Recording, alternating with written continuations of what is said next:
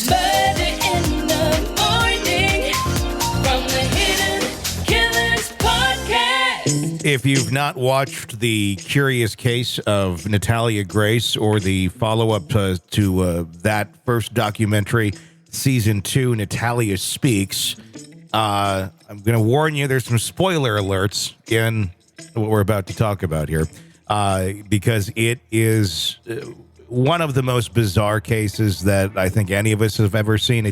It's right up there with Gypsy Rose in terms of just weirdness and not being able to fully understand what is going on. And I don't know that anyone really ever will fully understand what's going on because there's so much toxicity in the people involved in this story that you just don't know. You just don't know. I got to tell you, I've combined these two stories in my head because at first I didn't realize that they were separate. And like, what's going on? Somebody killed somebody and then somebody's possibly suffering from dwarfism. And oh my God. Yeah.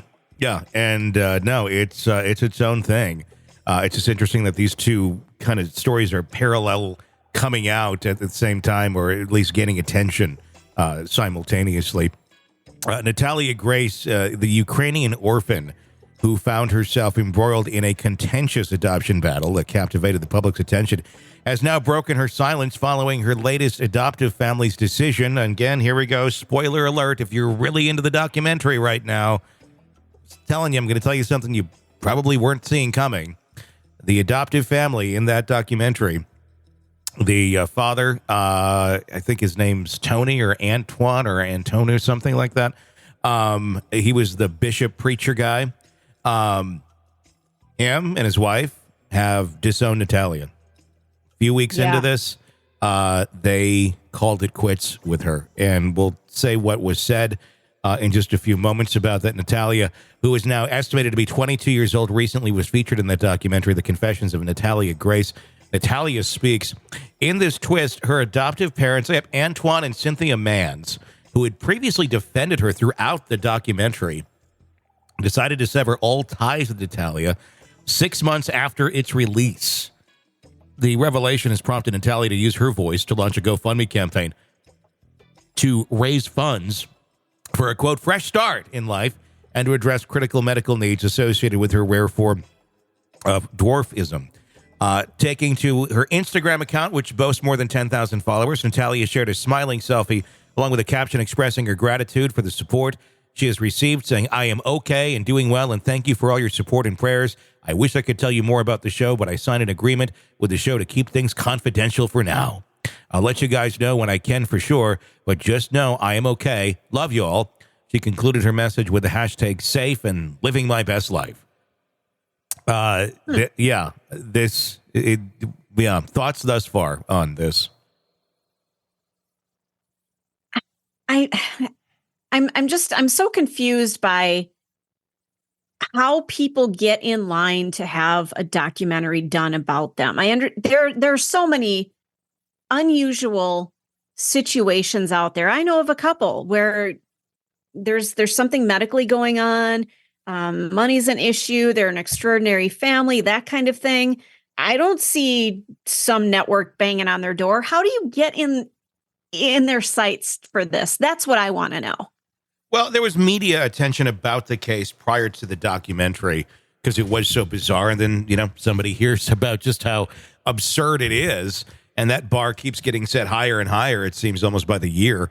And this one just certainly fit it. And people saw a payday. I don't know who was thinking. I mean, obviously the production company, but I don't know if the Barnett family had something in there.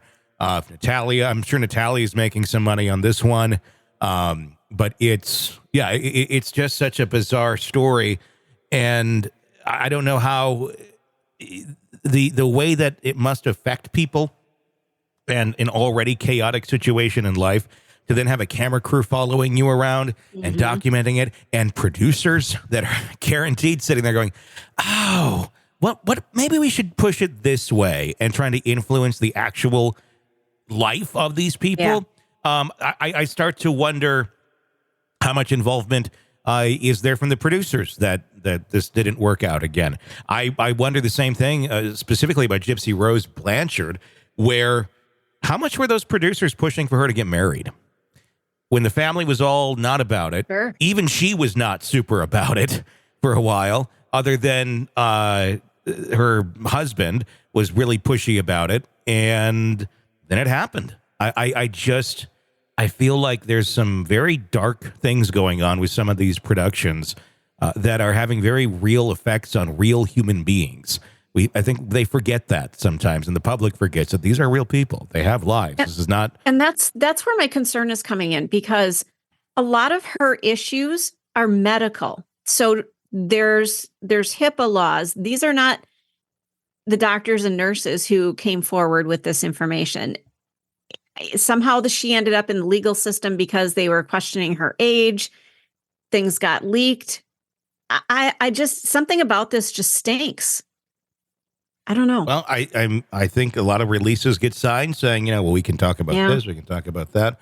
And I mean, we can't talk about things, then they can't release things that are medical unless, it is released legally. You can speculate and all that, but it seems like a lot of these things, there was a check involved somewhere, and somebody's making some money on all of this. And it's so weird that we're interested in it, that these people are making money off of something that is could be catastrophic in their family, know? It's escapism. Yeah. That's what we do. The response comes in the wake of the Mans family shocking phone call to the documentary producers. Antoine expressed concern about Natalia, suggests this is like at the very end, they play a phone call. It's Antoine on the line and his wife, and they're speaking about their reaction to what's going on. It says, something ain't right with Natalia. He further stated, this girl is tweaking. I feel like she's the enemy in the house.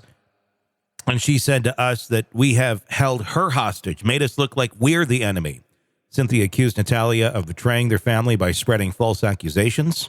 In her own words, Natalia does not have emotions for nothing but herself. We're done. We're done with her. Wow. The documentary did not delve into specific details regarding the family's decision. It teased that the show would return to explore the latest developments further. See, there you go. You get your new season. In response to the family split, Natalia initiated her GoFundMe campaign with the aim of raising $20,000. She detailed her intentions, explaining she recently moved out and is saving money to secure her own residence. Natalia also expressed her passion for starting a photography business, emphasizing her love for capturing memories for herself and others. Her aspirations is to embark on a fresh start in life as an adult, putting past challenges behind her.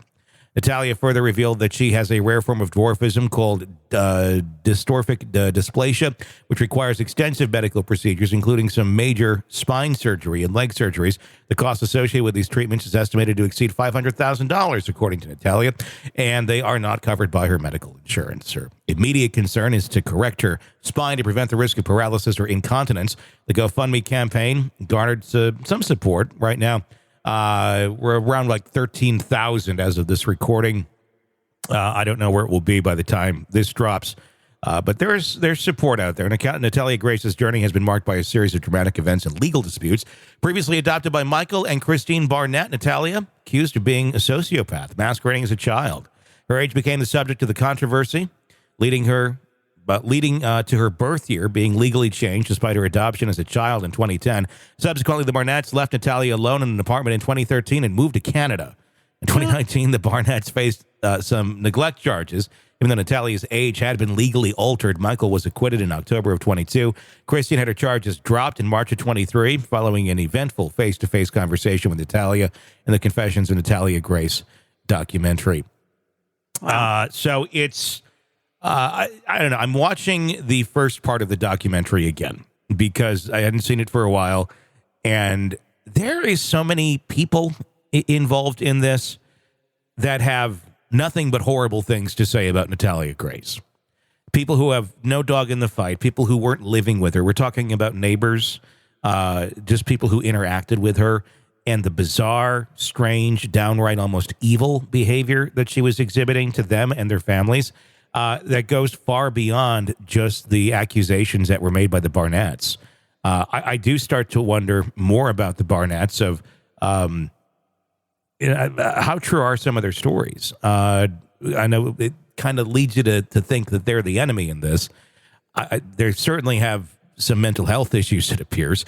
But Christine doesn't talk. She hasn't appeared in any of this, and I don't blame her. I don't think you want to get involved in this. It seems like it was probably a hellish nightmare that she and her family went through with a very unstable husband as well that was trying to navigate this, but I don't think did a very good job. A lot of lies, a lot of placating, it seems, from him. But I just, at the end of the day, there's something very, very wrong with Natalia Grace. Something dark, something evil. This is not just some, oh, I'm a good person. She knows how to sell it, without a doubt. But she has a track record. She has a pattern of behavior that's been confirmed by many, many, many, many, many people. She's not, it's just not some sort of weird coincidence that everyone who gets involved in this girl's life ends up running for the hills. God knows what the hell is going on here behind the scenes that is making everyone do this. We've heard many accusations, but there's something dark about this kid or adult or whatever she is. Do you, I mean, I don't know what to say about it. I mean, she's now an adult, so I don't understand if people are concerned with her behavior, they don't need to deal with her anymore. No. Do they? No, I mean, the adoption thing, I can't imagine anyone's going to adopt her anymore, nor why would you be seeking it out? She's an adult. So beyond that, no, she's an adult. It's up to her now, I think, to pave her road. I do question her age still. You look at some of those pictures and some of the side-by-sides, especially in the first season with other people who have the exact same dwarfism that she has, and portrayed by the family as saying, well, they're the same age. And then they start to realize, wait a second, this does not add up at all. I think the age is wrong. Maybe it's not a 15-year difference that they were thinking, but I think she's older than she says she is. I don't know that she knows the answer to half of these things, quite honestly. And I think her life has been filled with so much trauma that she knows no different than the way that she's acting. Unfortunately, it's a very, very broken human being. Man. How many other cases are like that out there that we just haven't heard about? You know, maybe not specifically like this where you couldn't tell the age, but how many kids are just bouncing from adoptive home and the adoptive parents are like, nope, these kids are crazy, I'm done. Like legitimately crazy, or just like they're giving up on the kids because it's too much of a headache? That's a really good question.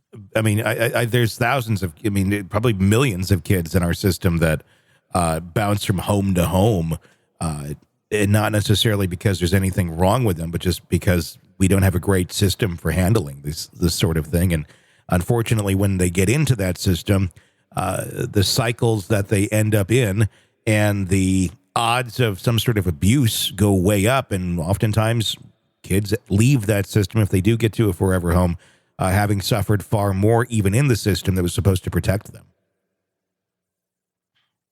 So what it is, I don't know. It's an enigma. I think that's even how he described it. The Barnett, when asked, how would you describe Natalia Grace?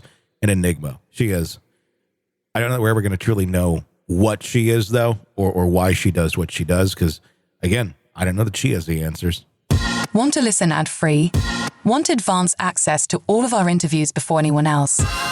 Become a True Crime Today Premium Plus subscriber on Apple Podcasts. You get every episode commercial-free, so you can binge on true crime until you can binge no more. Search True Crime Today Premium Plus on Apple Podcasts now, or go to our podcast page and sign up now. More of the Hidden Killers podcast next.